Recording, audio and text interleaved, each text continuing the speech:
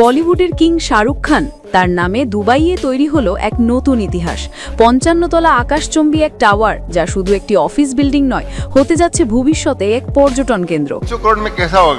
4000 करोड़ की तो बिल्डिंग है।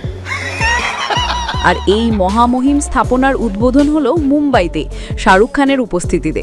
14 নভেম্বর মুম্বাইয়ে অনুষ্ঠিত হয় এই জমকালো উদ্বোধনী অনুষ্ঠান। মঞ্চে উঠে আবেগ ধরে রাখতে পারেননি শাহরুখ খান। তার কথায় ধরা পড়ে বিনয়, ভালোবাসা আর মুগ্ধতা।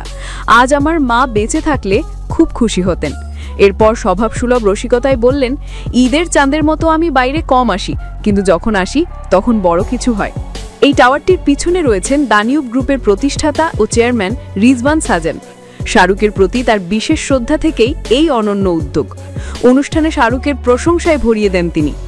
টাওয়ারটির গুরুত্বপূর্ণ বৈশিষ্ট্য তুলে ধরেন দানিউব গ্রুপের ম্যানেজিং ডিরেক্টর রিজওয়ান সাজানের ছেলে আদেল সাজান। আদেলের কথায়, এই টাওয়ার শুধু অফিস নয়, হতে যাচ্ছে এক নতুন ট্যুরিস্ট স্পট।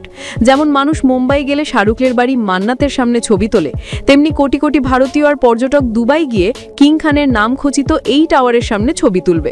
উদ্বোধনের পর নিজের প্রতিক্রিয়া জানিয়ে শাহরুখ খান আবারও আবেগে ভাসলেন। আমি কি বলবো, এটা সত্যিই একটি বড় সম্মান। যখন আমি আমার সন্তানদের দুবাই নিয়ে যাব, তখন বলবো, এটা দেখো পাপার বিল্ডিং। যদিও বিল্ডিংটি রিজওয়ান ভাইয়ের, কিন্তু নাম তো আমারই লেখা আছে। শাহরুখ খানের ক্যারিয়ার জুড়ে অসংখ্য সম্মান এসেছে, কিন্তু দুবাইয়ে এক আকাশচুম্বী টাওয়ার কার নামে, নিশ্চয়ই কিং খানের জীবনে এটি এক অবিস্মরণীয় মুহূর্ত। ভিডিওটি ভালো লাগলে লাইক, কমেন্ট এবং শেয়ার করতে ভুলবেন না। শাহরুখ খানের এই সম্মানের বিষয়ে আপনার মতামত কি, কমেন্টে জানিয়ে দিন।